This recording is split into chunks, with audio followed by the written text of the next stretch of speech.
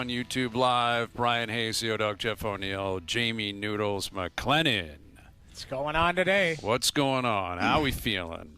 Very excited. And Hazy, I told you, I'm very excited, and I'm looking forward to your reaction at 5 o'clock. Because I've been thinking, lately I've kind of been starting the 5 o'clock hour, and I have an intro.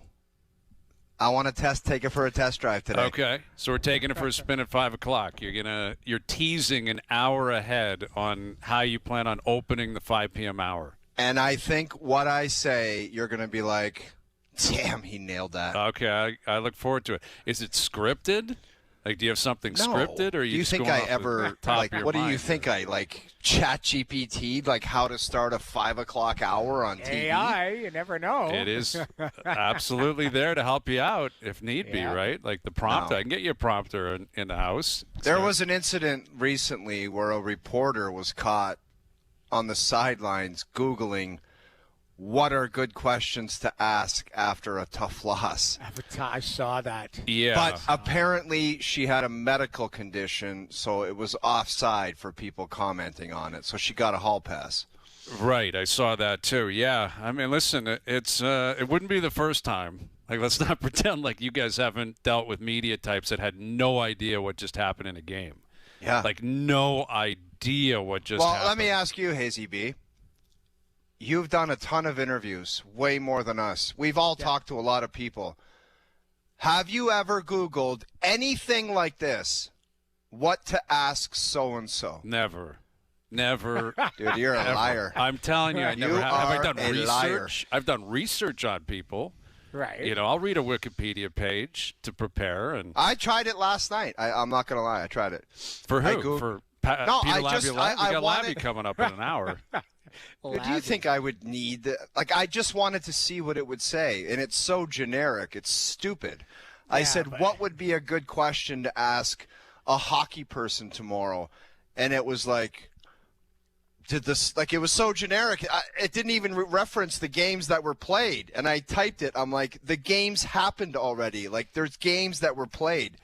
Oh, and then it was just so generic. I tried AI, and it sucked. You gave it a shot. It didn't work out. It's good, though. It does have good things. I mean, Lavie, you're not going to have a problem talking to your old coach and your buddy, Lavie. I'm fired up for Lavie. That'd be great. Right? Well, we're 2 days into the Stanley Cup playoffs, right? Yeah, what do you make of it? Like, what's your story? I think it's been great. Take me down to Buffalo. Take me down to Buffalo. Did you see the guy trying to fight the dummy with the Bruins jersey on, and he fell on his ass he lost the fight to a karate dummy. Yeah, literally a karate dummy. Yeah.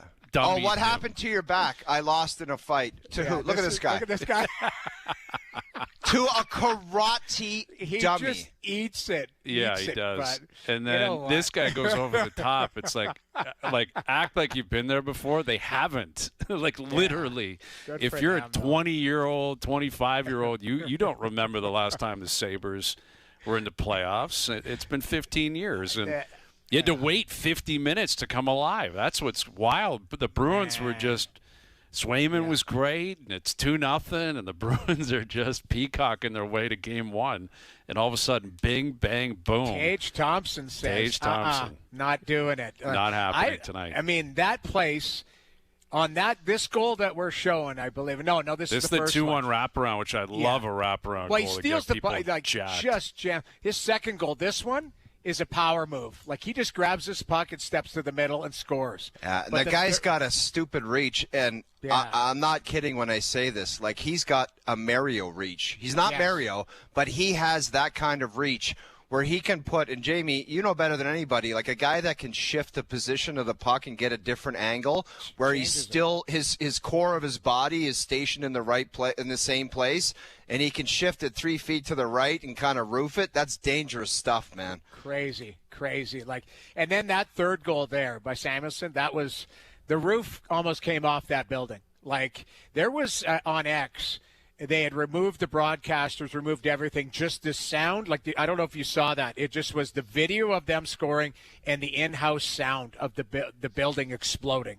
Like, that was insane. And the people outside blew right through the barrier. They fell I through saw it. that. Like ESPN cut away from that quickly, right? Because all of a sudden I'm like, these guys have broken through the gates and they're going to storm the building. It was bedlam. It was. And it was. There it is.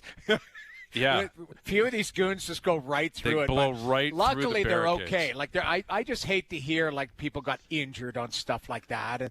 But it seemed like they were just so excited. It's just a different level, the playoff atmosphere.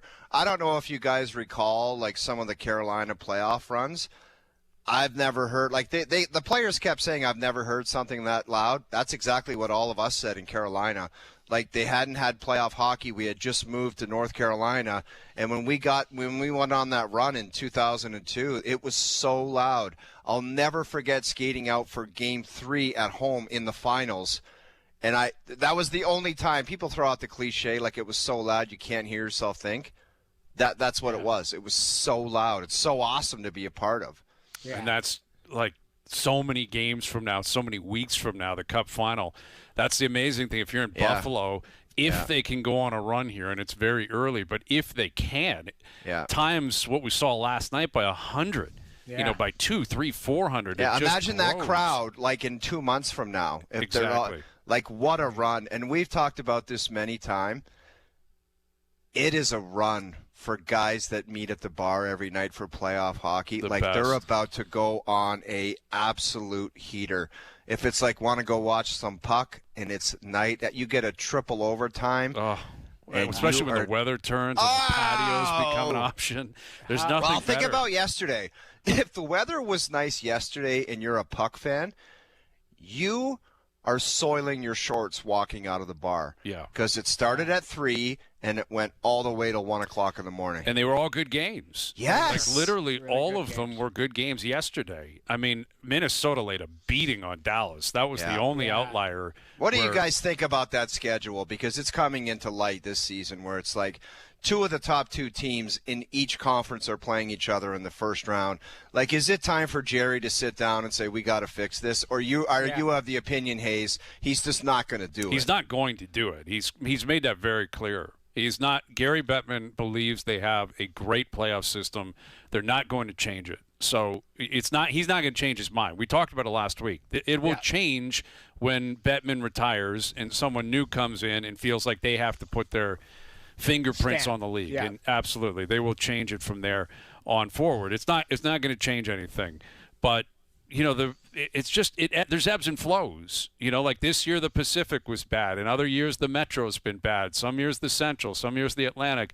It's the same in every league. It changes all the time. Nothing is perfect, but the games for the most part outside of that game, one in Dallas, they were all great games. They were all close games. They were competitive games. There were a bunch of comebacks. There were, you had Slavkovsky winning in overtime. I was just going to say, how loud do you think the Bell Center will be? Well, that is there is a pathway where Buffalo, Montreal is going to meet in a week and a half. Do you remember those old school matchups back in the day? And what was that division even called, Jamie? Patrick? Was it division? The Patrick with Boston and Buffalo and Montreal and Hartford? I think it was the Patrick division, I believe. I don't want to misspeak, but I just off the top of my head, like there was the Smythe, which was out west, and I think the Norris was in the Midwest, including Toronto. Division. The Norris division, and then the Patrick. Yeah, I think it was. Yeah. I don't know, but it was gritty, man. Like that. Yeah.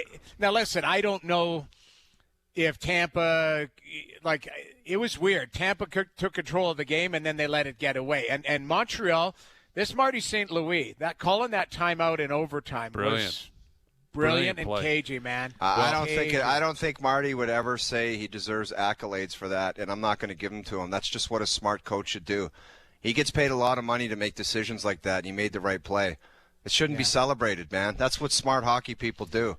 Well, it should be when you see stupid decisions made all the time. That's the thing I would counter with. If you're not going to celebrate a smart play, then you can't hammer the dumb plays all the time. Yeah, I agree with. I bet you if you ask Marty, he would say that's just the right play to do there.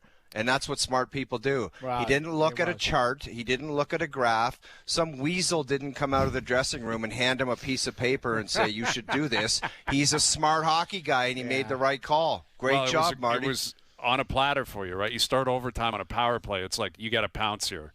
You're in Tampa. Try to end it, man. You got to end it. And, like, Slavkovsky scored 3 power play goals last night. Dude, what a stud muffin right now. You want to talk about potential bar play? If he went to a bar in Montreal. Oh. Whoa. I think that whole power play unit, dude. The oldest guy on the power play is Suzuki, and he's like 27 years old. Yeah. Okay, so what's your power rankings of after the first weekend of walking in the bar anywhere in the National Hockey League and having the most street cred? Is it the 5 guys on the Montreal power play? Might be. It might be. Tage Thompson would be high. Chippewa Street. Yeah. Chippewa Street with short shorts on. He may honestly tell Josh Allen, actually, you got to wait in line. Like, Thompson may walk in somewhere and tell Josh Allen, QB7, actually, the line starts over there. So you're telling me last night, if Josh Allen's in line to get a pint and Tage Thompson gets the pint first? Last night. Like, you think the server detail. goes up and says, Mr. Thompson, what? Tage Thompson. No, dude. Last night. Not tonight and not the rest of time. I'm saying last night Thompson Here's what would happen. First. No. Even if they gave it to Josh Allen, he's such a great guy, he would just hand it over to Tage Thompson. That's what I want to ask Carlo, true. before we go to our commercial break, our first one, I want to cold call Carlo for 30 seconds only and ask him the same question. What does he know, though? Dude, he's Buffalo. He's a Buffalo guy. He's a Buffalo guy. He grew up in Mississauga. Dude, he played for the Sabres, man. I know he played for the Sabres. And he's a send diehard your boy Marty Baron a text. Marty's we should actually in Marty Buffalo. Marty would be the guy. Maybe Carlo, too, but Marty would be the data on that kind of stuff. Data would know. I'm telling you, and Marty, I believe, has probably had some bar play in Buffalo. Definitely. Correct? And Carlo possibly, too, although he might have been married, so I want to be careful on that. Doogie, text Marty Baron and ask him who would get the pint first. So right now we've got the 5 guys Montreal power play. Tage Thompson. Anything stick out at you? Well, I would say Porter Martone's walking around Philly right now. Now he's in Pittsburgh. He's Rocky, but he's got a hoodie on and he's running in the back streets with the street meat. For a young guy to snipe like that, that's a beauty start. Well, you know what though? Like, here's a sneaky one. I would say only because I'm a goalie hugger. This Vladar, he made a save with 8 seconds left in the game there. Like, he's been their MVP all season long. And I'm happy. Martone is a great story. And, that Pittsburgh Phillies, like, I expected bloodshed. It's not bloodshed, but there's intensity there. Yes. There's the intensity there. And Martone had the goal. Was he the one who scored the 3rd goal under the bar short side on Stu Skinner? This is the one we're watching. I think he tipped it here, right? That's in front, a little redirect. But this is the 3rd goal right here. Under the bar, boom. Game over. Right there. Guy's a stud, guys. And I tell you what, I had this conversation with Craig Button. And by the way, what a fantastic luxury if you want to talk like prospects or development or what they're turning into. Wonderful resource for anyone in our building. Yeah, I wish Craig. people that loved hockey had the option. Because I called him and I said, I watched Porter Martone in 2 World Juniors. And all I kept doing was like looking for flaws, like how are his feet? Does he move quick enough? Is he getting there? Is he intense enough? Does he make enough plays? And maybe some guys are just meant to be in the National Hockey League, and he might be one of them, man. It's early. I know. I'm not getting carried away, but maybe that guy was just meant to be a stud. And I remember in Ottawa, Craig said he thinks he could be a Corey Perry type, like as a player. Not Corey Perry now, Corey Perry in his prime. And I'll tell you what, you see some similarities, man. That's a good player to follow suit on. No kidding, man. Good player. Well, there's some great story. Like you said, Brian, like just every series was awesome games. And even the Dallas Minnesota game, like that Minnesota team might be a handful. We already knew they were, but I mean, Dallas, Heiskanen played, But it sounds like, Doogie put that in the chat, like Hintz is ruled out till Game 3 even more. Trouble. So that's scary. That's trouble. Like he's one of their top players, right? You're starting at home, too, right? Like, this is a scenario. You're going back to Mini. That building will be going nuts if you're down 0-2. And the other thing I'll throw out there, folks, I thought Glenn Gulletson right away, did you hear it in his media? Is like, didn't even think about pulling Ottinger. Because that's a big storyline, right? Got to be careful with him. Because Peter DeBoer's watching that with a cigar right now. He left Ottinger in there. But he said, he left Ottinger, and he even said, tough goals weren't his fault. It's going 3 feet wide, hits a defender, which is fair. But it's a storyline, right? Mm-hmm. Because they got blown out. So, and what have you done for me lately? We know what happened the last time they were in big playoff games. Exactly. All right, let me throw one last potential bar play. By the way, before you name this, we're going to update. Hazy, you're responsible for this power ranking. Yep. It's not the Man of Steel. It's the National Hockey League Playoffs bar play power rankings, and we're going to update it every Monday. I love that. And we are going to continue to push on Josh Allen or Tage Thompson. And Marty Baron has chimed in, and Josh Allen would be served first. He's still getting number one. QB7 still getting. I still think I think he gets the beer and he hands it to Tage Thompson. That's how classy that guy is. He is a classy individual. See him today. I think they got a mini camp in town. He's decked out in Sabres gear. It looked awesome. Yeah. The last bar play I'll throw out before we wrap up this segment. Know this one's stupid. Draisaitl, no helmet and warm-up tonight, comes out flying. And puts his stake in the ground and goes, I'm playing, and I'm ready to go. That one's tough to beat. It's tough to beat Draisaitl in Edmonton. That's hockey ex-hamster. That's that's what that is. Yeah, no bucket and just flying around. And I think he's playing. I don't know why Knobloch is pretending like he's not. Just say he's playing. You're in Edmonton, Noodles. Everyone knows he's playing tonight. Yeah, I mean, Dickinson's playing. It looks like they've got their full roster. So, I mean, who knows? Yeah. I don't know. It's not that hard to do. I hear these guys talk, and it's not just because I played in the league. You can just understand. As soon as he says, wow, Leon's trending in the right direction. Joel Quenneville that means he's playing. I don't know if he's playing tonight. I know, but I watched his media today. He said, it's the playoffs. We're not going to tip our hand on anything. You'll see tonight. I can't look at Chris Knobloch anymore without him with that one comment where he's like, I believe. What was it? Where?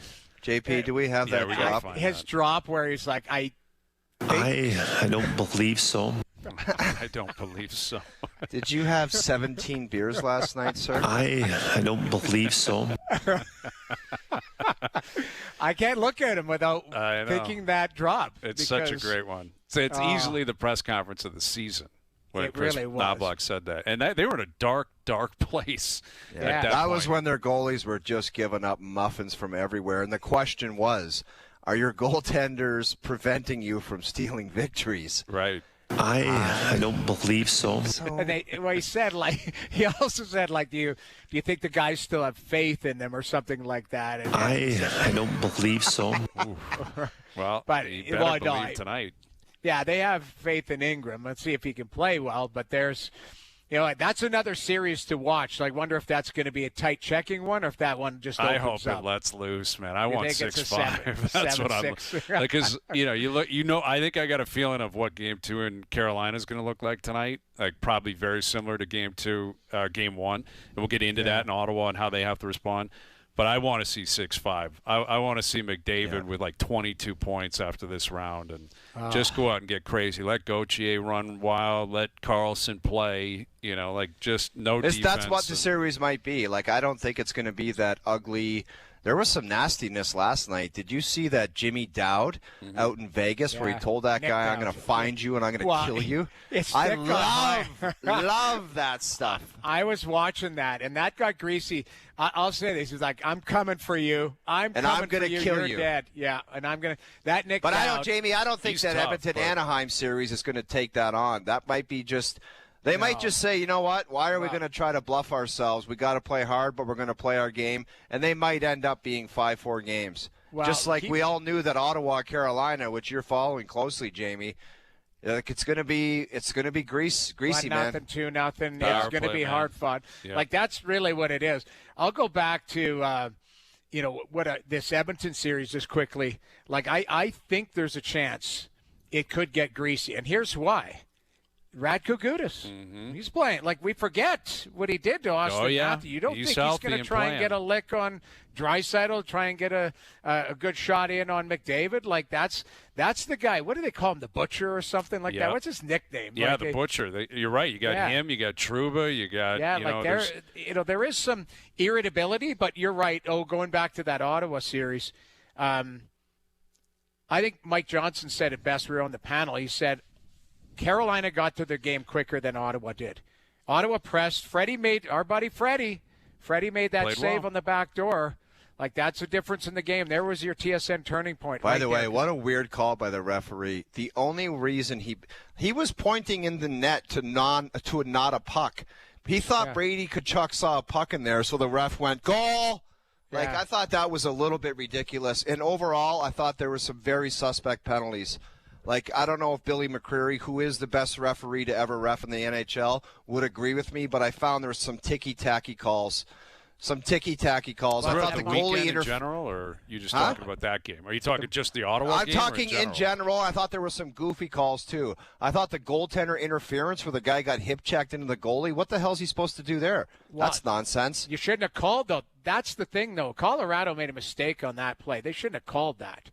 Like, is that this one right here? Yeah, like the guy bumped the guy right into the goalie. How in the hell is that goalie interference? It wasn't. It wasn't goalie interference, and they challenged it. The guy tried to get around. That's Parker Kelly tries to get around Doughty, and he hits him, and then goes into Forsberg, and they score on the play. It was no goal, and then they challenged it. And I don't know. That was a bad goaltender challenge for me, for Colorado. Well, I thought I wouldn't have challenged that. But it didn't cost them anything. It didn't matter in the end. They ended up winning the game. But they were fine. Anyway, we're off and running with the Stanley Cup playoffs. We got Game 2 of the Raptors Cavs tonight. They've got to make some serious adjustments. They got their doors blown off in the second half. Did not like what I saw to Brandon Ingram or his postgame, deflecting and claiming, well, coach just said just stay out here and be a screener. It's like, dude, you're there to score. Get the ball and find a way to score. They're going to need it because I don't know if they can defend well enough with Mitchell playing the way he played. Harden was really good in Game 1. So Josh Lundberg coming up later in the hour from Cleveland to tip off Game 2 of that series. We got Peter Laviolette on the show today. We got more hockey games. The Jays are in Anaheim playing the Angels tonight. Lots to get into on a Monday afternoon. Overdrive continues. TSN 1050 and on TSN 4.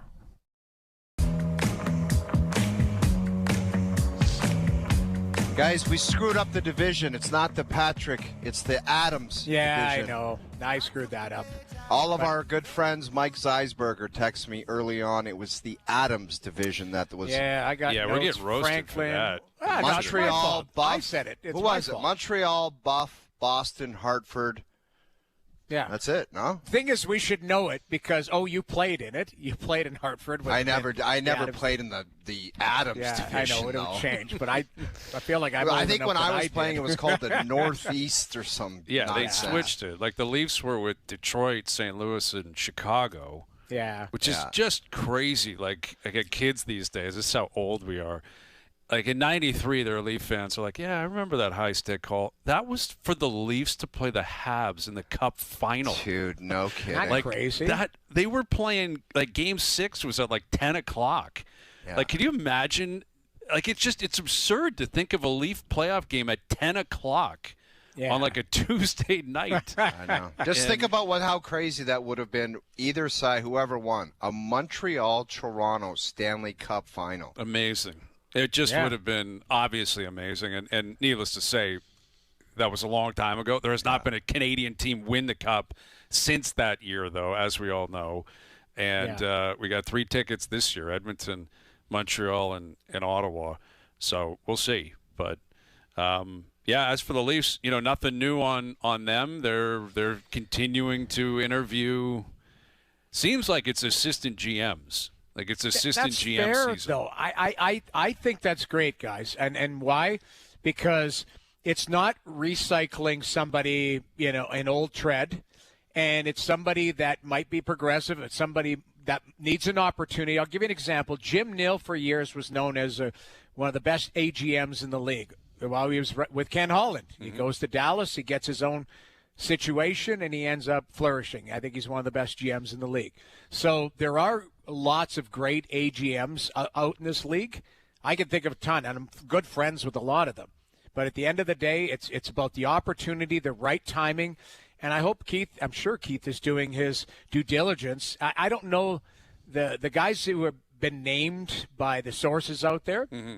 They've got good reputations. Sure. It'd be interesting to see, I think who are the leaders in the clubhouse. Well, it's not going to be a superstar celebrity hire, more than likely. Like if you're going to hire a Ryan Hardy or something like that, like an assistant. Maybe that's the best play, Brian.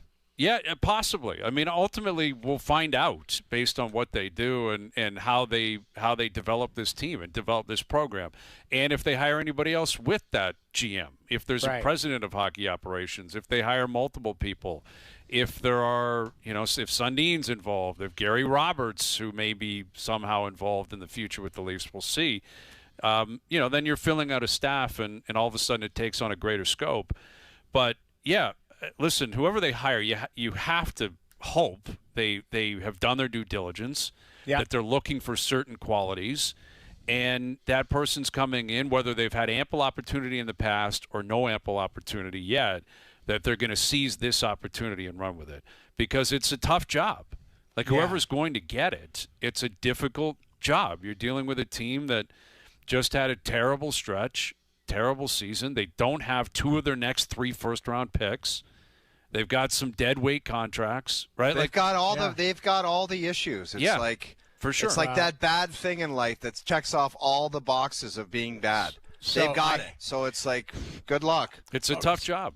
I had somebody in Vancouver say to me, are the Leafs and the Canucks doing the Spider-Man thing? And I said, I don't know. Are they close? I think the Leafs are different because they've got the higher end. Like they've got Matthews under contract, they've got Nylander and that. I think that's where they would be the separator for me. I'm glad you brought that up because I was thinking about that over the weekend, where like Johnny mentioned it on Friday that he thinks Austin Matthews may pull a Quinn Hughes series. Not predicting it will happen, but I'm coming back for another year. Let's see how it plays out. This isn't good. Now I want out. I think it's imperative you get an answer and you have faith in that answer before the season starts on Matthews. Because Rutherford, I was surprised by his candor. We didn't play the clips because there was so much to get into on Friday. He was shooting fire. But he also admitted they just signed people for Quinn Hughes. Like, that guy's American, let's sign him. That guy's American, let's keep – it's like, that's how you're running your operation, and then he left anyway? I would never do that, But that's what I'm saying here with Matthews. You cannot sit here and say, man, we got to make this guy happy. Like, we better sign this guy. We better make that trade. No. And then he's going to leave you anyway in 4 or 5 months. Yeah, like, you cannot do that. If you're the Leafs, you have to learn from that Quinn Hughes situation, whether he leaves or not, and say, we cannot do something to appease you. We can't do something just to make you happy. And, I'm not saying that Matthews looks at this market and his legacy with the Leafs the same way Quinn Hughes did. But Hughes was the captain in a great hockey market, where he had some success. It wasn't ultimately great every single year in Vancouver. But still, he decided this is enough for me. It's not working. And now they look back and they're like, man, we signed Besser. We signed, a couple Garland. of different. You had all the guys. Went and got Jake DeBrusk. Yeah. They were trying to make their team better. I get that, and I respect that. But also trying to make him happy, and that's dangerous, Noodles. You can't just be thinking of one player and his happiness. I think whoever comes in, and I'm just talking about Toronto's situation, because Vancouver needs a new situation as well, too. You have to be confident in what you're going to build as a culture and what you're going to build as a program. And then regardless of whether they're American, Canadian, whatever, where they stand, they want to be a part of that program. That's what you want to be. And the city's great. We all know all of those other things. Those come with the program. But I think you're right. Like, you can't be just catering to one situation, because if that situation changes, now all of a sudden you've head down a pathway. Now you've got to dig yourself back out of it. So I think the new general manager in Toronto has to have a clear line of sight what he believes, what he wants from Matthews. And if Matthews is open to him, then they work together. But ultimately, you're building a program to win, because Austin Matthews, at some point, even if he stays, is going to age out. The Leafs were here before he arrived. Exactly. They'll be here long after he leaves. Exactly. Let me just clear something up with you guys about culture. Well, not you guys, because you guys know. But for people listening that are just fascinated with the term culture that's tossed out a lot, 98% about the culture has nothing to do with what management does, what assistant coaches do, strength coaches do. It's what the 5 best players on your team do, and their attitude and their commitment to everything. That's what sets culture in the NHL. Like, you can't have somebody come into the locker room and say, we got to change the culture around here, because the players just do whatever they want. And if the players don't develop the culture, then you're screwed. Like, that's what has to happen. The culture in Pittsburgh runs through Sidney Crosby. Yep. He is the guy that's first to the rink. He works, and then Malkin follows, and Letang follows, and then Kindle looks at it and says, okay, that's the way things are done here. That's the way culture works.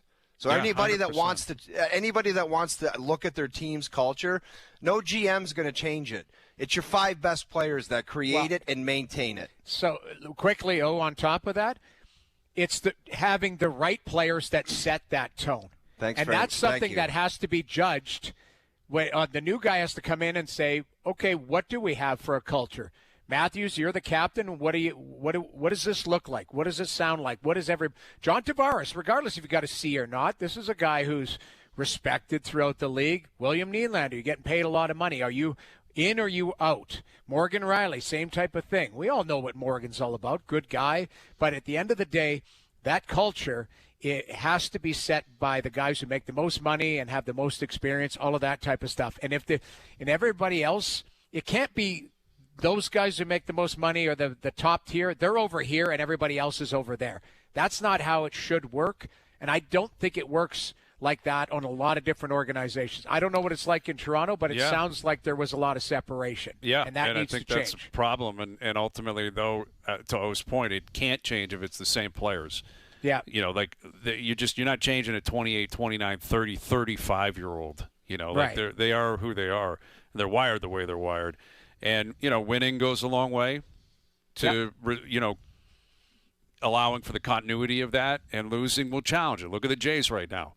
Right, all of a sudden, Eric Lauer's popping off, and other players. It's like, now you're not talking about greatest clubhouse in the history of mankind. It's like, man, we're losing, and we're in trouble, and I want to start, and I don't like this, and the manager's going back at, you get tested. And this is where the culture in Toronto and their clubhouse with the Blue Jays, it's going to be tested because they're in one right now. And a lot of the guys they rely on aren't playing, like Springer, like Kirk, etc. Yeah. All right, Peter Laviolette in about 25 minutes. More on the Stanley Cup playoffs, which continue tonight, which gets started in Edmonton. Oilers, Anaheim tonight. And Game 2, Raptors, Cavs, feels like a must-win. Feels like a must-win for the Raptors. How do they adjust? Because it was a decent first half. It got away from them in the second half. How do they shut down Harden, Mitchell, etc.? Josh Lewenberg will join us on that and more next. Listen and live the NBA playoffs on TSN 1050. Tonight, the Dinos look to even things up in Cleveland. Raptors, Cavaliers, Game 2. Coverage starts at 6 p.m. On TSN 1050, the Raptors live here.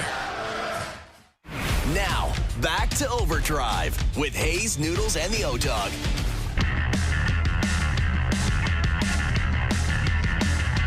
All right, Peter Laviolette in about 20 minutes. Jays on the West Coast. This is going to be a late one tonight. Got Jays Angels Game 1.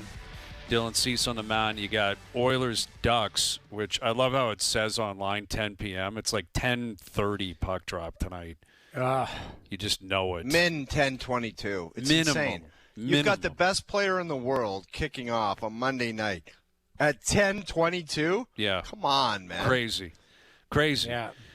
But the, I guess, appetizers, Raptors, Cavs, tipping off just after 7 right here on TSN and on TSN Radio. And they got to have a bounce back. They got to have a response. You know, I thought Harden was great. Obviously, Mitchell was phenomenal. But they've got some matchup issues, the Raptors, and it was very evident the other night. Brandon Ingram was completely non-existent in the second half. To chat about it and how the Raptors possibly adjust going into it tonight, let's head to Cleveland ahead of tip-off tonight. Here's our Raptors reporter. There he is, Josh Lewenberg. J. Lou, if you could pick one thing you think Darko will do differently or will ask his team to do differently tonight, what do you think that will be? I think the biggest problem is there isn't one thing. There are many, many things.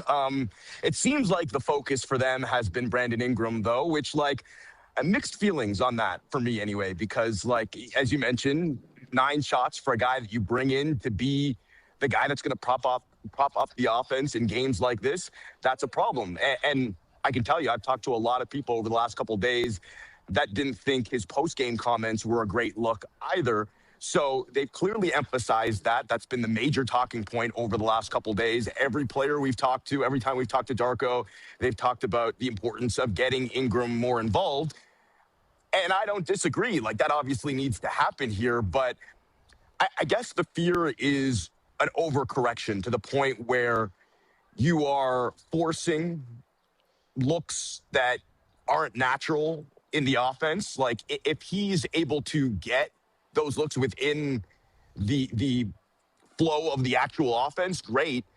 But what you don't want to see is for him to have one of those games where he shoots 7 for 25 or whatever it is, and a lot of those looks come at the expense of the pace and the flow of the offense. And if that's going to happen, he's got to have, if he's going to take 25 shots and they're going to be force-feeding him the ball, he's got to have a career night. He's got to have one of those memorable, historic playoff type performances. And I wouldn't put it past him. He's that good. But as the Cavs showed in game 1, so are they. And they've clearly game planned for Brandon Ingram. Staying with Ingram, J-Lou, what do you make of his whole kind of vibe? You talked about his comments post-game. And I know everyone in pro sports, how they sound and their kind of vibe, it's not what happens out on the court or out on the ice. But he just almost looks like I know he's chill, and it's like if you're looking for a guy that says, I'm just going to go out there and take control of it, he doesn't come across with that. What's his whole body language and his comments and his whole overall vibe saying to you?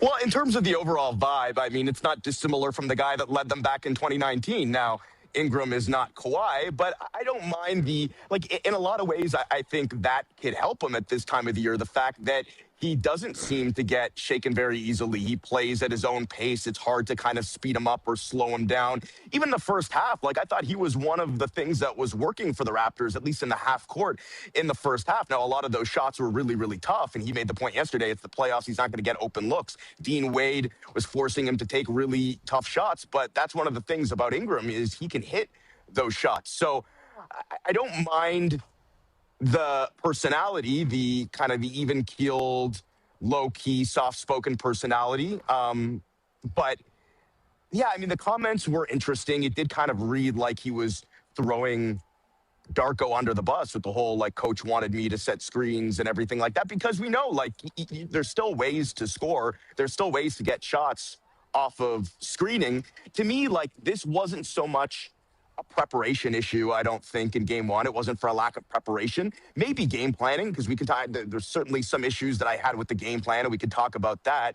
But to me, more than anything else, this was a team that wasn't ready or maybe familiar enough with what playoff basketball entails in game 1. They got off to that hot start, but the second they got hit in the mouth is when they, to use a word that Jakob Perl used yesterday, they were discombobulated. They weren't themselves. They forgot how they won 46 games during the regular season. They weren't running. They weren't defending. And, yeah, they went away from Ingram. So I think, that's going to determine what this series looks like, is how much were they actually able to learn from game 1? What did they take out of it? I don't think experience is the be-all and end-all at this time of the year. It matters. It's important, but it's not everything. Ultimately, it's like, how quickly can you learn on the fly and pick things up? Like, to me, the disparity in experience here, obviously, in this series is massive, as big as I've ever seen in a series. I mean, Donovan Mitchell and James Harden have nearly 4 times as much playoff experience themselves as the entire Raptors rotation. But it kind of reminds me of that 13-14 Raptors series with the young DeRozan Lowry team against the Paul Pierce and Kevin Garnett-led Brooklyn Nets. The Raptors lost the first game in that series too, but they grew as the series went on and actually made that a competitive series. And I think, like, tonight is going to tell us a lot about whether this is going to be a very short series or perhaps a more interesting one than we anticipate based on game 1, based on how this Raptors team comes out and looks in game 2. With Josh Lewenberg. And listen, Raptor fans are aware of it. That's their history in game 1s. You know, generally they lose game 1 and then they try to obviously counter. We haven't mentioned Scotty yet in his role in all this. I know there was a lot of focus on who he should be defending. You know, you mentioned Mitchell, you mentioned Harden. Both of them were phenomenal in game 1. He can't guard them both. So, you know, what do you think the plan is with Scotty on that side of the ball? And then furthermore, in terms of getting the offense cooking, he's got to factor in there too. How big – this feels like a platform night for Barnes. Like, I feel like he's got to be all-world tonight. What are you expecting from Scotty? Yeah, I mentioned the game plan in game 1, and to me, like, adjustments going to game 2, that's where I would start. Yeah, Scotty can't guard both Mitchell and Harden, but he wasn't guarding either for most of the game in game 1. He started on Mobley, which was surprising, not in the sense that we haven't seen it before. I mean, during the season series, he spent most of the 3 games on Mobley, a player that he is familiar with, same draft class, and a player that he matches up well against. The thing is, like, they've added Harden since the 3 games in the season series. You don't have... All right, we're going to have to throw you on hold there, J. Lou. I think we may have lost him. He's just outside of the stadium, so he's putting in extra work for us on the video. I think he's going to end up there. But he's right. I mean, when it comes to Barnes, he can only defend one guy. Pirtle is really struggling. I know you wanted to get into quickly and whether or not he's going to play. I mean, that's I was just going to ask you if he was going to play or not. But, like, that's the thing. Like, it's only one game, but I didn't like what I saw. No, exactly. Like, it's concerning. Cleveland's a good team. Like, Cleveland, they were great down the stretch, and, you know, a lot was made of the Raptors going 3-0 against them early. That was the first 15 games, 20 games of the year. That doesn't mean anything. It doesn't mean anything now. But you know what it is, though? You kind of get in your head going, okay, like, you can have a little bit of confidence. I know that they were the underdogs, but, like, I was hoping they would have some confidence going into it. It just didn't look good in game 1. No, and it's one game. And we'll get you out of here quickly. Thanks for coming back, Josh. What's the deal with Quickly? Like, what are we hearing on Quickly and his status moving forward?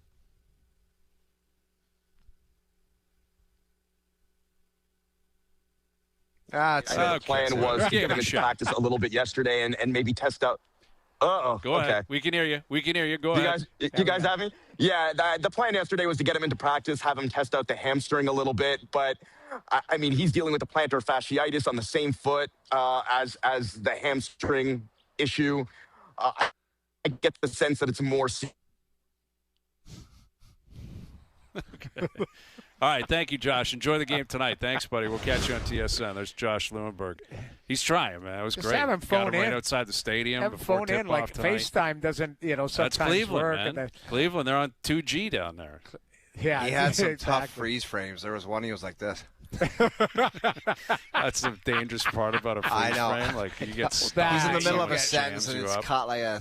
Well, that's where Joe from the Bridge is the best in the game. He'll get you off the screen quick, right? Yeah. Joe's quick on the trigger, man. Just exactly. It happens, tough. But we appreciate Josh joining us for a quick update before the game tonight. Honestly, though, that I'm looking for a bounce back from them, and I think they can do it. I just, when you lose the first game, you're always like, no problem. But if you don't have a good showing in the second game, now you're in one. Yes, like, big time. You're in I one. think there's something smells weird in there. Like when Barrett was coming out and saying, like, if we need to, like, there was a game recently in 2 weeks left in the season where it was like their life was kind of on the line. They laid an egg, and he was like, we couldn't play for that game. Like, there's an issue. You remember that? Yeah. Well, they've got, again, quickly being out is pretty significant. Pirtle is really struggling. Like, I don't even think they should start him tonight. I'd start the kid. Murray Boyles, I think, is ready for this, and I think he gives you more than Pirtle. But, yeah, I mean, if their attitude, Scotty is what he is. Ingram is known as a guy he's kind of a nonchalant scorer. You know, if he and gets hot, they had he that gets stretch hot. in the first 2 months of the season where you're like, maybe these guys are kind of a threat, and then it just kind of fizzled. You know what I mean? Against good teams. Yeah, couldn't beat a good team all year. Cleveland's a good team. How about the really Pistons losing to the Magic last night, dude? They are panicking in Detroit because their history in the playoffs with the Pistons is not good. And they didn't just lose. Like, they got beat up. Thumped. Yeah, like yesterday was terrible in the NBA. It was just like Oklahoma City won by 30+, the Spurs by 30+. Those aren't entertaining it's not even games, close. though. It wasn't even close. Like, you get a playoff game where some team wins by 37 points or something. It's crazy. How about Barkley? He's like, these games suck. Thank God for hockey. He's so good. He had a great quote. I think it was one of these where I saw it online. I'm like, it might be fake, but it lands. He's talking about the Clippers, right? Yeah. He's like, I've been rich, I've been poor, I've been fat, I've been skinny, but the Clippers just always suck. Like, they're it doesn't matter what's going on with me in my life. They always suck, and it's true. Clippers have sucked my whole life. They've never been a real team. They've never been good. And that's L.A. Like, you can live in L.A. You're not in the shadow. Like, you're in the shadow of the Lakers, but you're not the primetime team getting crazy media coverage. And they got one of the richest people on earth that's their owner, a new stadium. They still stink. They still can't win. All right, hour 2 coming up. Peter Laviolette will join us. Jays on the West Coast. Night 3 of the Stanley Cup playoffs. We'll get back into it. OverDrive continues up on YouTube Live. This is OverDrive with Hayes, Noodles, and the O-Dog on TSN 1050.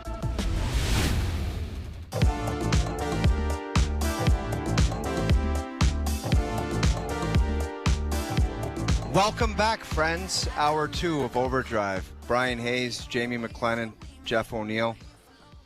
Got a big hour. Got my old coach, Peter Laviolette, coming up. Lots of great things. Pretty good. Yeah, okay. There you go. Friends. I like that. I like the friends. Welcome back, friends. Welcome back, friends. It was like a little bit of Duthie with a tinge of Jimmy Nance. Jimmy Nance. Yeah. Okay.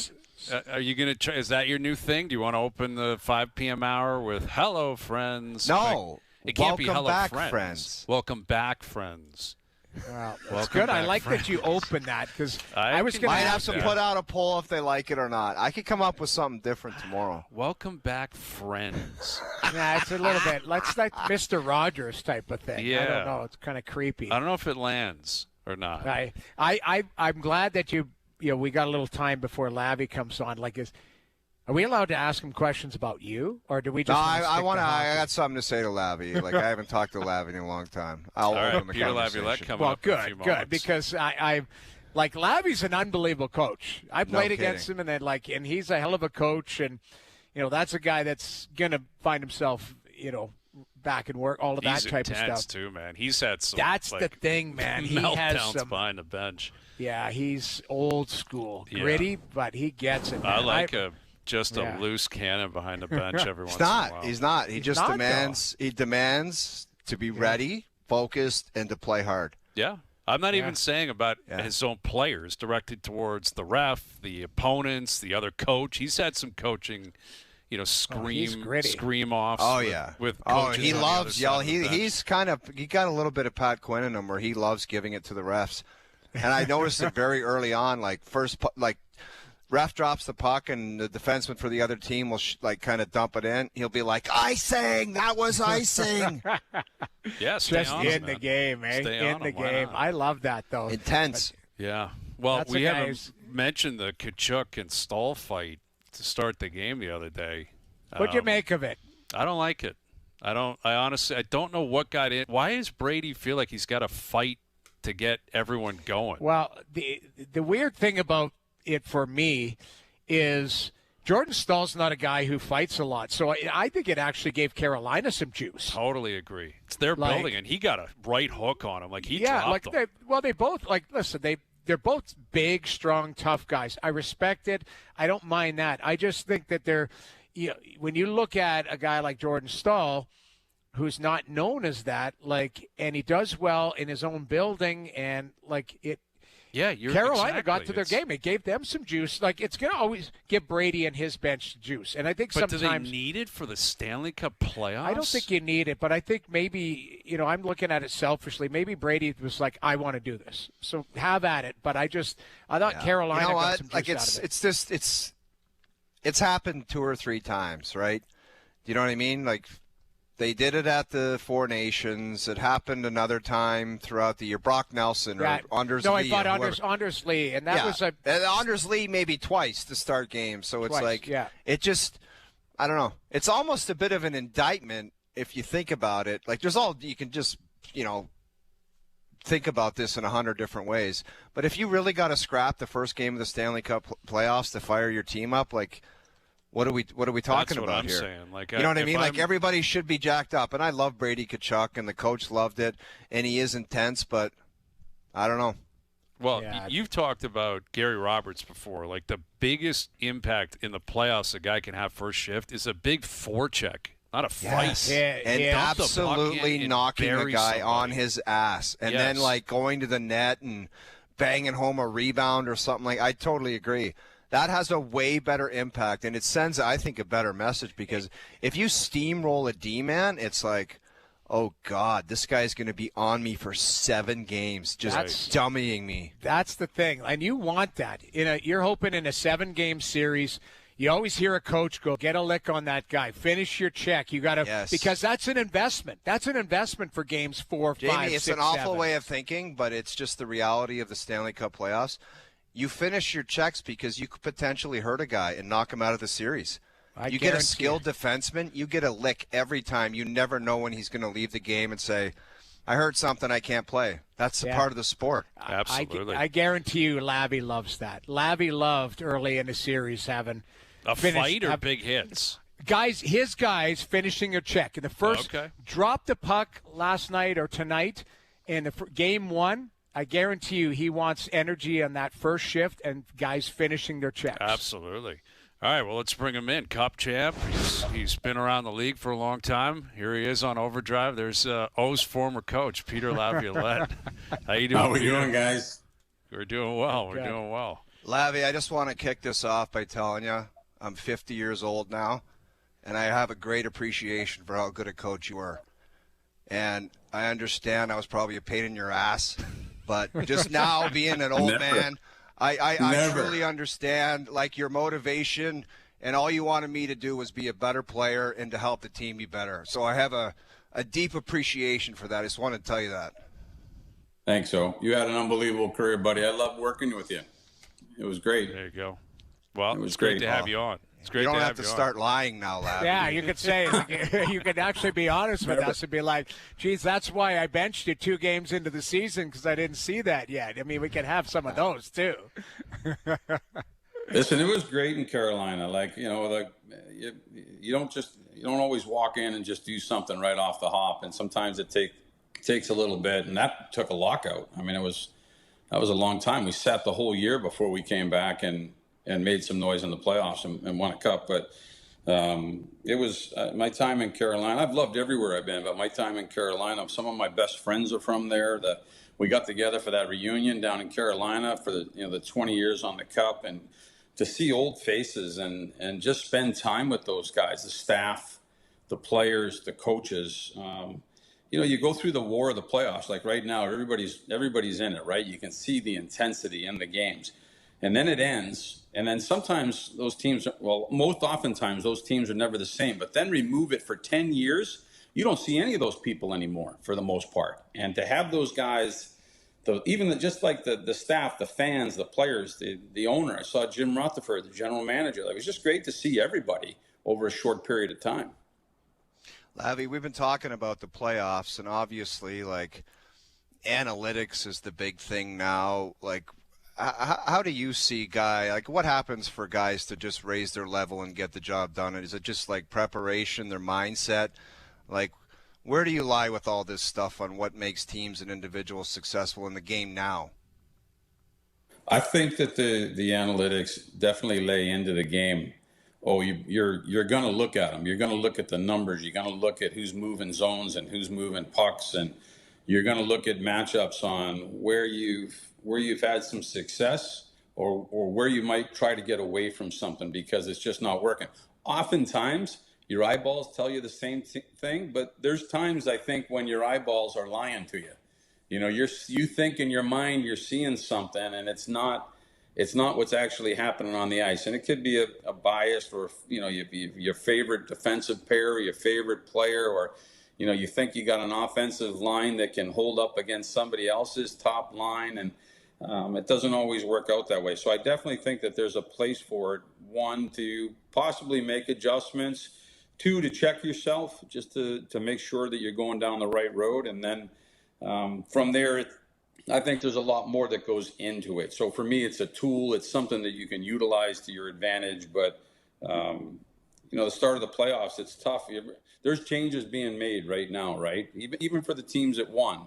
So everybody's got a game in except for one group. And changes are going to be made, especially on the teams that didn't find what they were looking for. And certainly on those teams will make some sort of changes. But even the teams that had success, they'll tweak something. They'll make some sort of change because there'll be some part of the game that they didn't like.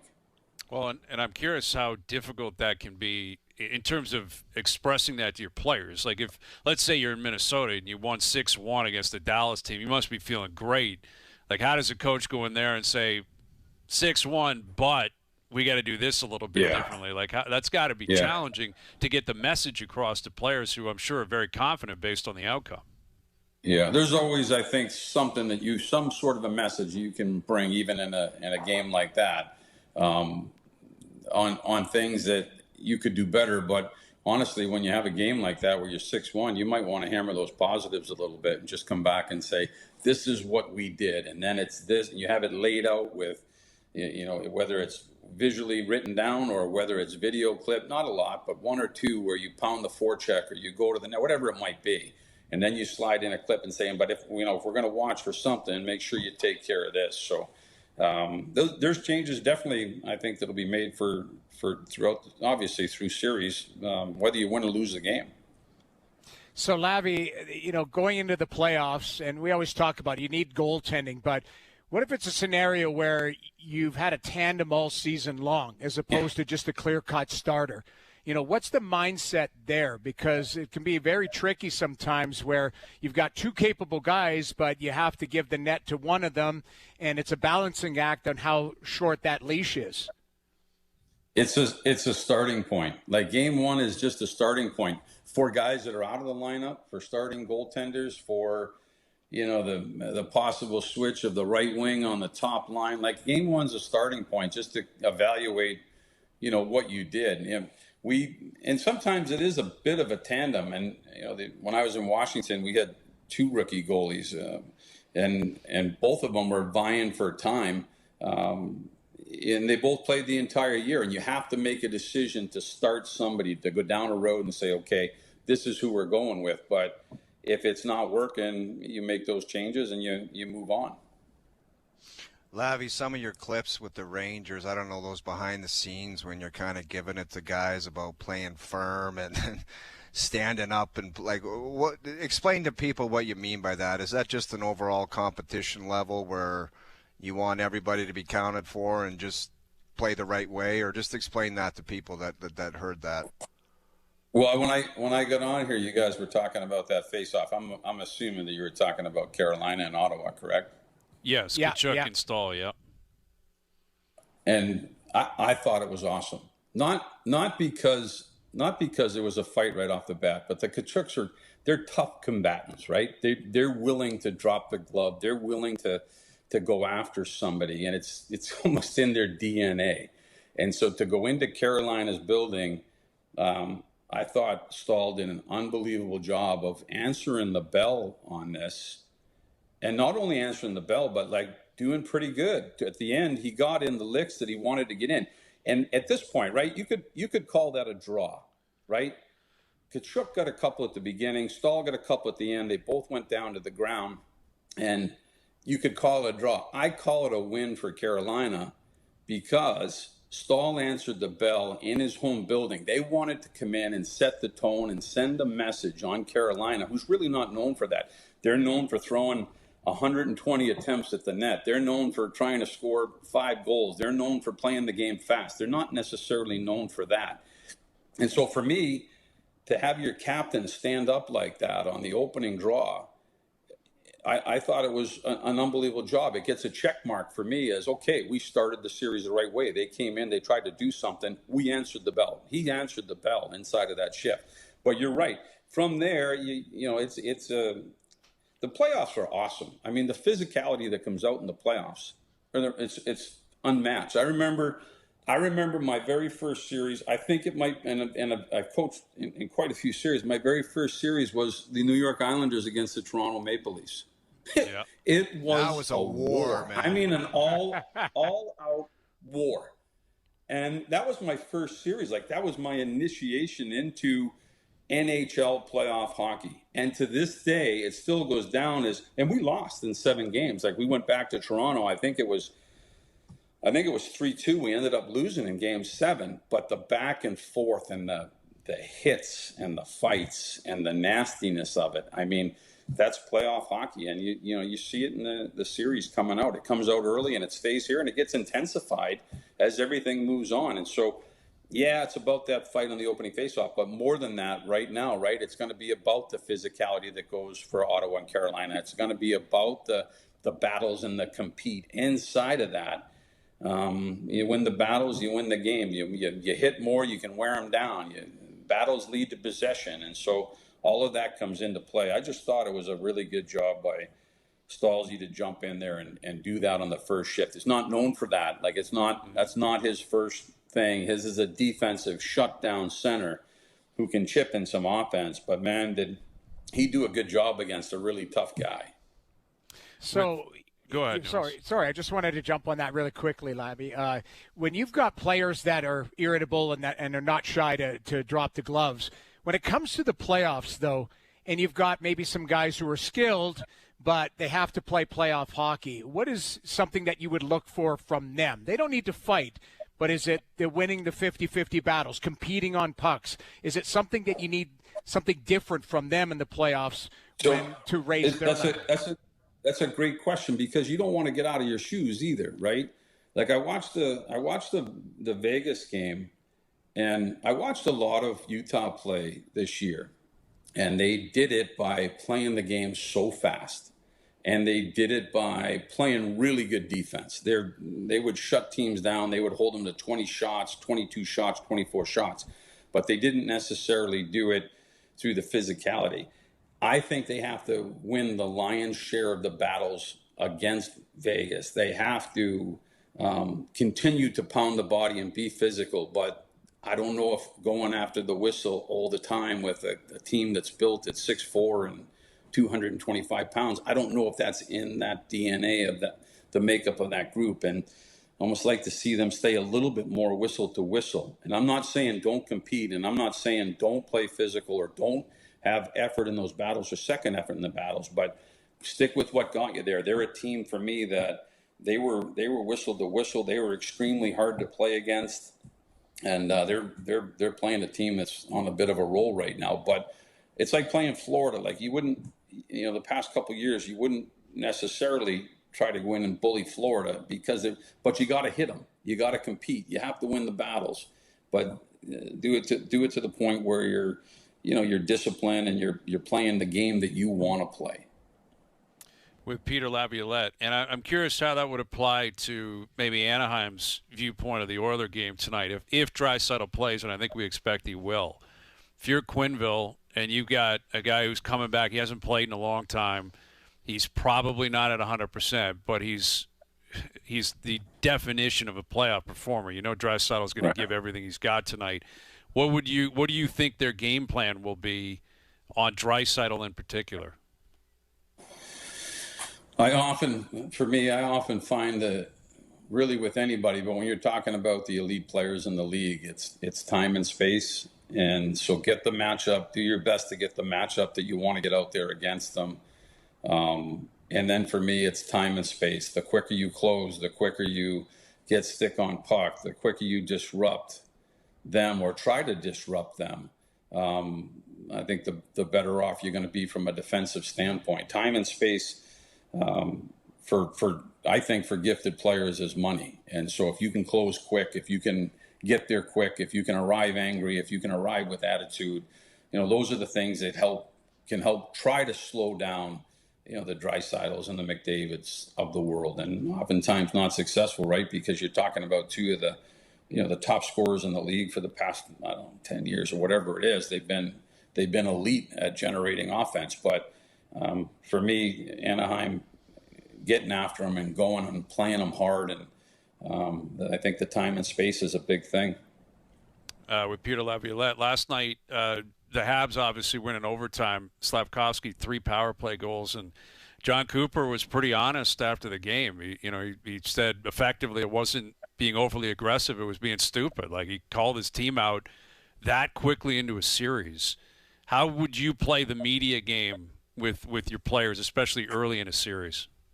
Well, I think he was just being honest at that point. I actually thought, he said it on the bench right before things imploded for him, that he really liked this game. Like, he liked the way the guys were playing, and he thought that, they had, 5 shots or 6 shots on the board, and they were way past the halfway mark of the game.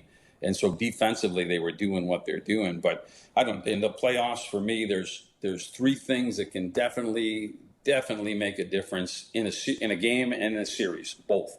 The first is goaltending. You guys talked about that. The goaltender can definitely make a difference. He can win a series or lose a series. That's unfair to say, but great goaltending can move you on. And if you play really well and you don't get those performances that you're looking for, your series could be over as well. Secondly is team defense, because you can't rely on Minnesota throwing up a 6 spot every night. And so defense has to be there. The last one is obvious, right? It's specialty teams. So 1, stay out of the box. But 2, make sure your power play and your penalty kill are ready to roll. Because those 3, the power play and penalty kill can 100% win or lose a series. Somebody goes 32% on the power play, and the opposition, the team that they're playing against, they go 6%. There's a pretty good chance that team at 32% is moving on.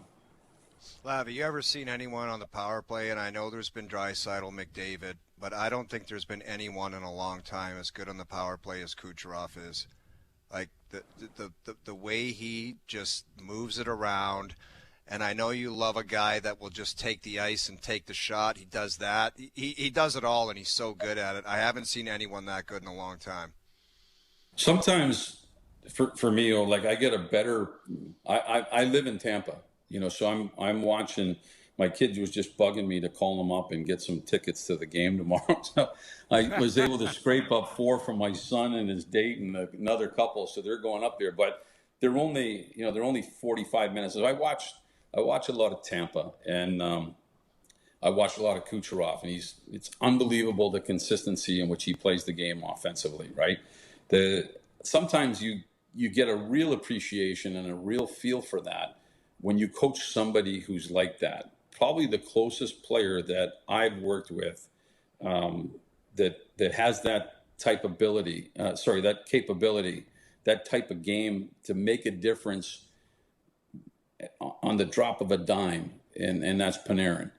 And so Artemi's been he's kind of the same player. Put the puck on his stick. He scored. You saw him score last night, and they all do it a little bit differently. I think that Artemi does it more with his shot and attacking open ice, and he's real shifty east-west. I think Kucherov has a big shot. I think he attacks open ice, and I think he sees the plays really well. And so he kind of a triple threat in the position that he plays in.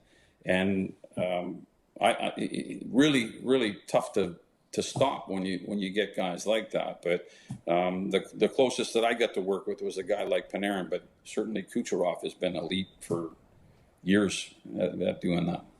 Yeah, crazy good. And they're going to need a response tomorrow night. We got 4 games in the Stanley Cup playoffs tonight. As you've been saying, you'll be watching them, you'll be all over them, and we'll have to do this again real soon. We really appreciate you doing this, and we'll chat down the road. Thank you, Peter. All right, guys. Looking forward to it. Take care. You got it. There's Peter Laviolette, Cup winner back in 2006 with the Carolina Hurricanes, and he referenced that Islanders-Leafs series in 2002. Dude, we were sitting there waiting for the winner, and I was afraid to death because I didn't want to play either of them. It was a bloodbath. Steve Webb running around, Tux, Rob. Eric Cairns. I think that's when Tux took Pekka out. I think that was the series where he took him out. That's being nice with that description. That's softening. You could use your own. Think of the hits and some of the things that went on back then. Those are 10 to 20 game suspensions now. Yeah. There were Get fights. the Tux hit on Pekka head and watch this. It was like. I'm trying to remember. Is that the one from behind? No, he submarined him a little. Yeah, bit. he likes Tux submarine. Tux will probably tell you to this day. Took his knees out. I don't know. You're buddies with him. He'll probably say like. No, I think he's it was aware a clean of that hit. one. No, I think he's kind of aware. I think him and Pekka are pretty good buddies now. Right? Like you guys all played together in Toronto. I think. Yeah, they were room. probably on the same line. Tux and Pekka head. Yeah. It was some. Well, listen, Pekka's taken some people out too in his career. Here it is. Look This at is this a little guy. bit of a submarine. That is Reg Dunlop. Well, that even how literally... Tux used to skate, kind of like a Hanson brother, like when you get the two hands. Oh on yeah, a he stick did. and... Especially when he had a skullet, where it would just be flapping in the wind, and he would. He'd love a two-hand on the stick, open ice skate. Yes, and he was like him and Gary Roberts. They were like, honestly, playing on their line and being out on the ice. They were like predators. Like they started panting and breathing, and you could hear them on the forecheck, and it's like, oh God. Yeah. Like that's why you just look at this. This guy will stand on the first tee and say that was a clean hit. Clean hit. Now, I mean, Pekka knew he was coming, so maybe should have been prepared. That's like an old what? school high school trick. That's where right a at hip the last check. second you know bent who down. was a master of that was Ugly Face. Oh, like he would McCabe, can McCabe, open guys. McCabe could can open, but he could hip check with the best in the league. Like Yes. at one point, like he could get low and bury guys. There is Kasperitis. I played with Casper. Like Casper was an animal. Unreal. Well, Unreal you guys at that. saw Kaber's ass in those khaki pants. The padded underwear on. Yes, he walked in like That's Hayes' favorite thing in the NHL. Like not meeting or seeing anyone, draft locations. Yeah. Brian McCabe's khakis in Chicago that he wore every day. With a golf Happiest shirt guy. tucked in as tight as it can get. Walking happiest in, guy in the building. just for sure. so happy. And, I mean, remember when kids would start hitting? Like when you first got hip check, you would remember this. So it was shocking. Like when someone would drop and hip check you, it was so annoying. Dude, my dad used to coach my oldest brother, who was 4 years older than us. And he decided to bring, it was summer hockey, like a select team. It's like all the best players around York region. And my introduction to hitting was he did the old drill where it was like, you got to learn how to do this, and threw the puck in the corner. And I go up, it's like the Grim Reaper story. I look in the line, and I'm matched up with my other brother, because he's not going to put me against someone that's 4 years older. But my brother was absolutely jacked and 11 months old. He almost knocked me out clean cold. Like he took pleasure in it. And that was my introduction. The first time you get hit, you're like, it makes you think, like, do I want to be involved in the game where this is part of it? Yes. Like every shift. Yeah. Like, you know totally. how many people, like, they get to the hitting level and they're like, check, please. I'm not doing that stuff. No way. I was in a rink last week watching, I think it's U13 or U14 when they introduce it. And you could tell these kids they had just, like, the floodgates had just opened. So every kid's trying to throw a hit. Like, and there's some monster kids out there. That was the thing. Like, if you're a smaller guy and you're just kind of easing into it, and then you get out there with some kid who's got a beard and a skullet, and you're like, this guy's gonna kill me. Yeah, like he literally kill me. The problem is the separation, of kids before puberty, all of that. Exactly. Like when I was 10 years old, there was a guy, and I still laugh about this because I played junior with him, a guy named Milan Dragicevic, and we used to tease him that he had no papers when he came over, so he was like 40 years old playing against 17-year-old in junior. He had a beard when he was 10. So when I played against him, Everyone was terrified of him. He took a slap shot from center ice. I caught it. Come on, a beard at 10? I wouldn't be surprised. He had a beard at 10, and he took a slap shot from center ice, and I caught it. It ripped my glove off and went over the net. Everyone was terrified of Draghi. Yeah. And I'm telling you, Draghi. Doogie, Google if a guy can have a beard at 10 years old. 10 might be a stretch, but 12 I could see a Milan handle Dragicevic was his name. And pull up a pic of this cat because he's probably like some kind of like Yeti running around. The joke was that Draghi was older than he said he was. Yeah. That was I the don't joke. even know if this is the case, guys, but here's what should happen. Body contact in minor hockey for kids should only be for AAA level players. If you're playing anything less, there should not be body contact. Why should somebody who's almost just playing for leisure, yes, somebody that plays AA or single A or double B, whatever it is, they could make it to the NHL. I'm sure they're a good enough player, they'll make an adjustment. But why should kids go through the nonsense of idiots running around who, A, don't know how to do it? It's just not worth it. Take it out of the lower levels and just have it for triple. I believe they do, and they have. But you're right. I mean, that's a double-edged sword because there are some kids that want to play to hit people. That is a good point. Yeah, they're out there. They're Dragicevic, and they want to just pull their chest hairs out. And you're like, I want to go out and hit people. I'm 13, 14. You ask people around Edmonton, Milan Dragicevic had a reputation. He had a beard. And totally like different 10. game, though, man, when you start like body contact. I don't think the world is the same. I know it's not. I mean, it's more skill. It's faster. The game is different. But, yeah, you're right, Like, it's a testament how much you're willing to put up with because there's guys out here trying to kill you. Yeah. Kill you. And if they get you, they'll get you. All right, Jays on the West Coast. Night 3 of the Stanley Cup playoffs. Raptors game 2 tonight. We'll continue to tee that up. We'll get to our best bets later in the hour. OverDrive continues up on YouTube Live. Now, back to OverDrive with Hayes, Noodles, and the O-Dog.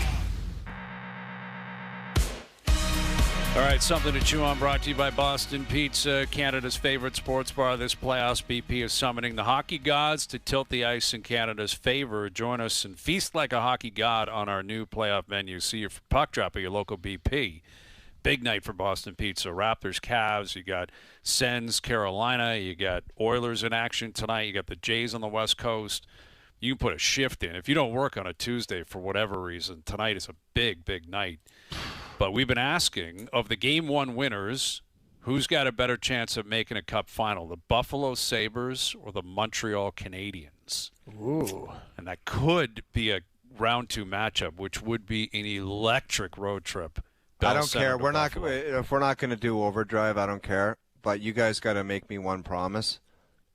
We go as a fan to watch one game. I'll tell you what. Which would you prefer, Buffalo or Montreal? If I gave you either option, they play each other in the second round. You can never ask me that with a serious face. Can't we go 1-1? Because it's always Montreal. You're always going to pick the Montreal is the only place. If there's a competition, where would you want to see a game? It's always Montreal. Everybody that goes to Montreal, they were like, well, and I told my dad this, and every time he was in Montreal, he was like, it's the only place I think he got to for warm-up, like for the beginning of warm-up. Place is half full. No better place to wheel around, no bucket, and just observe the scenery. Okay, but Sabres or Habs? It's early, obviously, but still, who do we... Do you mean what building? Or no, which team has a better chance at following through on this first game and going on a Cup run here? Christ. I don't want to hear it from any fan base. But I'm going to say the Buffalo Sabres. Sorry. I like their first-round matchup more. I mean, Tampa, I think, is still going to push back on the Habs. Boston is gettable for me. Like, Swayman's been great this year. Really, really good. Like the Buffalo Sabres guys, like, they've been 4-1-ing and 5-1-ing teams since January 1st. On a nightly. And they got off to a tough start. What did they do? They found a way. They got it done. They've got so much confidence in what they're doing, and their guys are playing so good, their offensive players.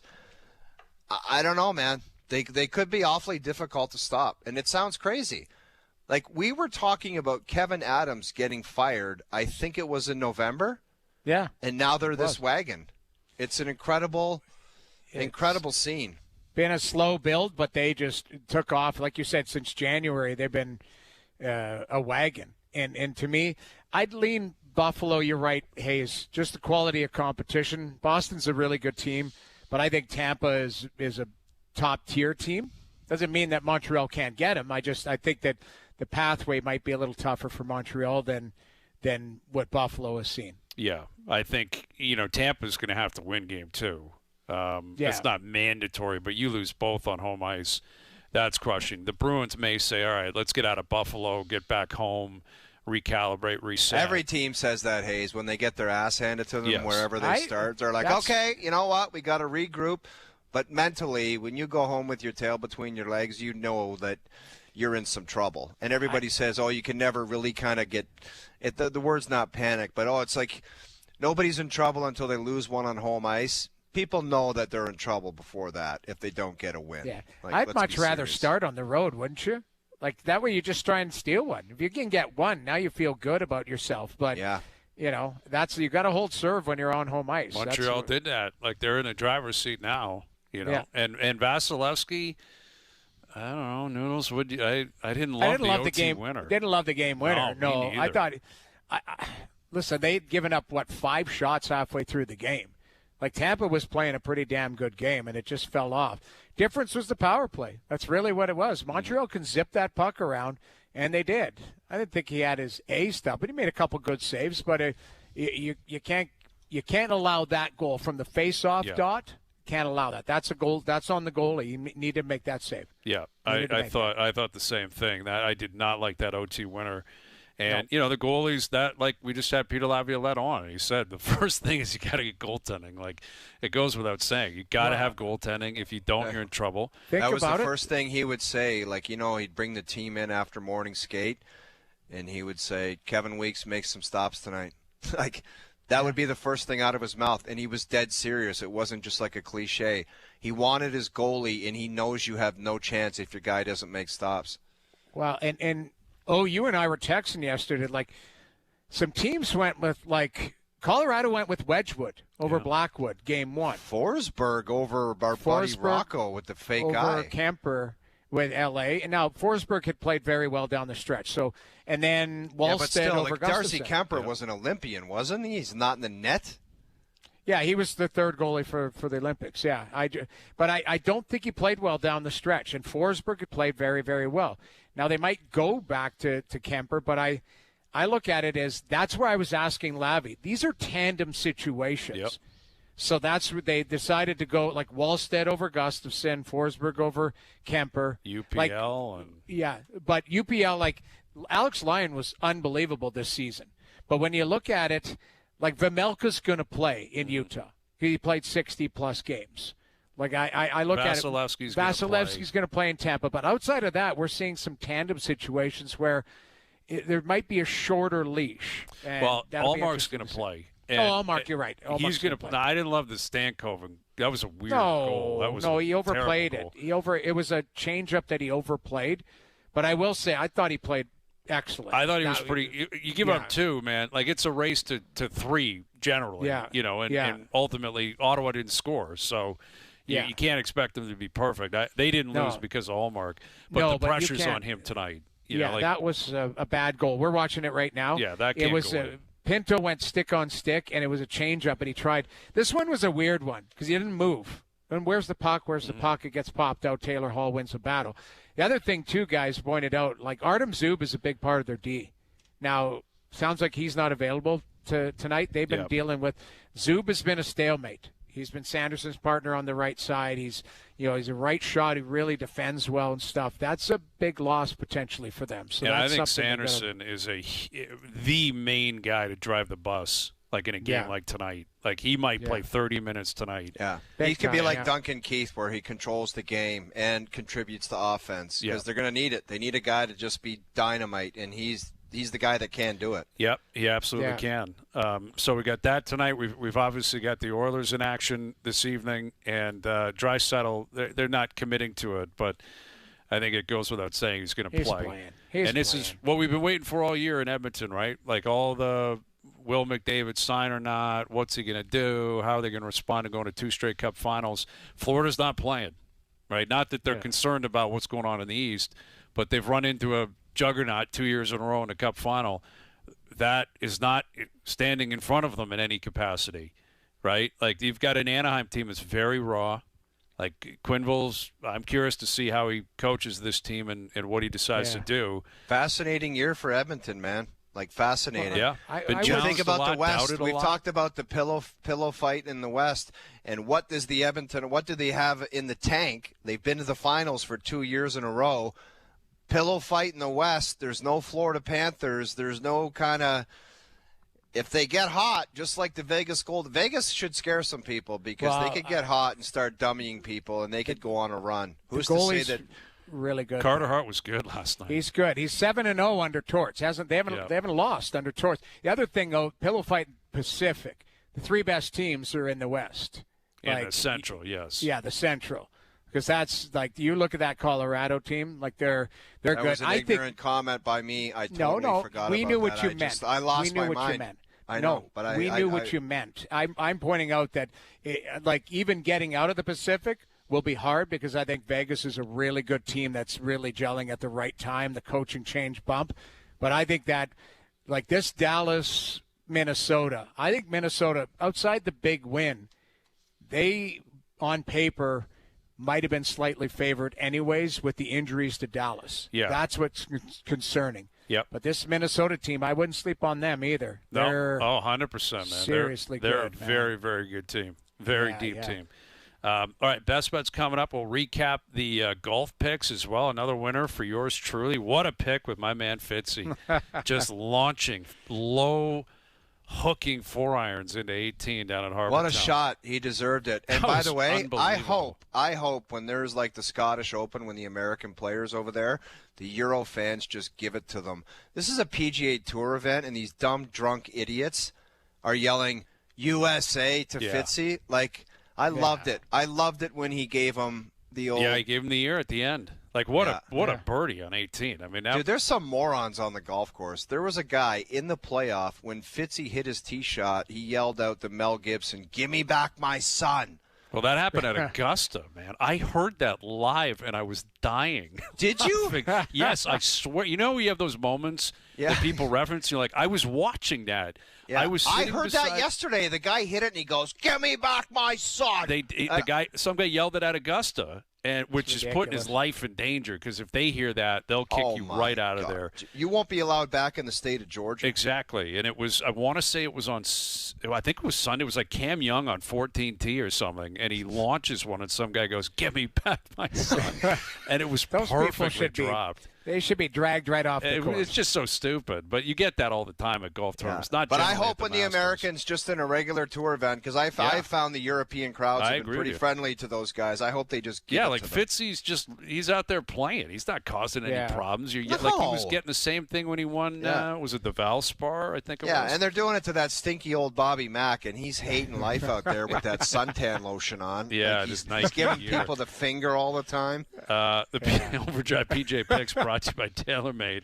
Feel the straight distance, feel the forgiveness, and feel the confidence as you step into every shot. Learn more about the brand new QI Max irons at TaylorMadeGolf.ca. So I had Fitzy. I also had Scheffler and Oberg, but I guess Korolnik buckled and allowed you to take him for some reason. But I should probably get extra points because I basically sent the T5 via text on Wednesday morning. Well, let's keep a leaderboard on this, but the one that I really want to get traction here is that Monday bar play Stanley Cup playoffs. That's happening. Big time. Is it a daily event or a weekly recalibration? I think we hit it on a Monday and a Thursday. So then it's not like just once a week because there's a bunch of stuff midweek. Yeah. Monday, Thursday, and we hammer it. And, Hayes, it's on you. I'll come up with it. And me and Noodles will debate.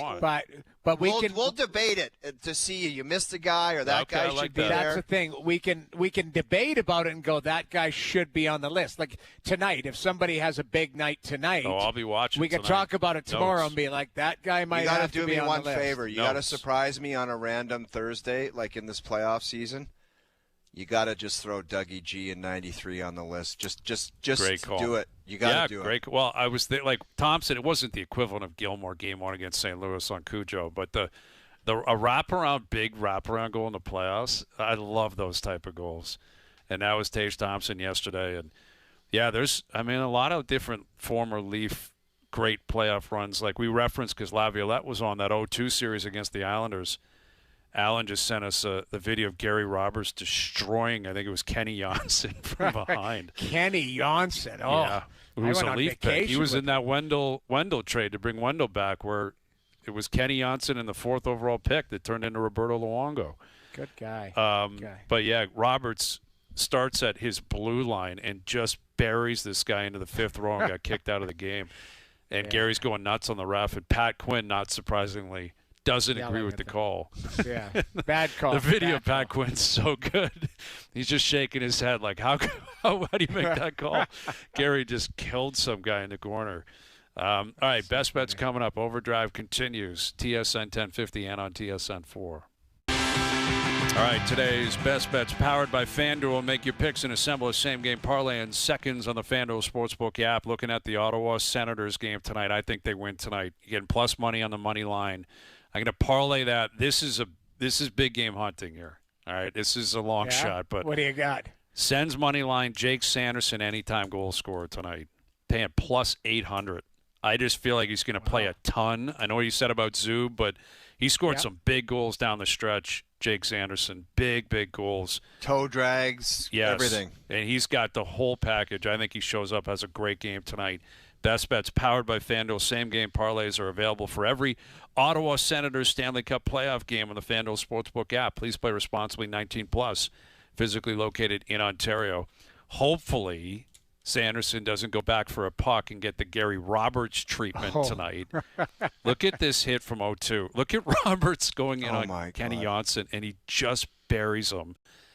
And then immediately gets up and starts complaining to the ref, like, how dare you call this? But you talk about him grunting and huffing and puffing. Well, I think, that's one of those situations where that was happening. I bet you his complaint was the guy turned into it. Like Yes. But still, it's like for anyone to watch that and think that couldn't have been a bet. Look at Pat. What the hell are you talking about, Devo? He hated the call. Like, dude, he hated it. I could just hear him right now. You tell me, Paul Dvorsky, what's the call? No bucket on the ref. It's so great. That's a 5-game to 10-game suspension every day of the week. Dude, if from the different angle, he starts at the red line, Noodles. He's flying. Like, Roberts is flying in on the forecheck. Yeah. And by the way, Jamie, I think you would agree, but about Paul Dvorsky, he was one, like, there was Billy McCreary who was the thing of this guy. That is, he hunted him. Yeah, he literally hunted. Look I'm killing this guy. That's a video you would show in the discipline meeting. Say, guys, you can't ever do that. 100%. 100%. And Pat's just shaking his head. Like, what kind of call is that? The thing is remember how they do charge? It's like one potato, two. But like he was charging from the blue line in and didn't move his feet. One Mississippi potato. Two Mississippi. Anyway, I got to get my point in. Paul Dvorsky, unbelievable ref. One of the goats. Great guy. Absolutely. So is Gary Roberts. Right. So is Pat Quinn. Yeah. All right. Good stuff. There. Look at the red line. Look at this guy. Right, look at him putting his hand up. What'd I do? Immediately. How could you call that? That's insane to call that. All right. Thanks to everyone behind the scenes for helping out. We appreciate it. Everyone for tuning in today. TV, radio, podcast, web, and, of course, up on YouTube Live. Every show up on TSN's YouTube channel. We're out of here.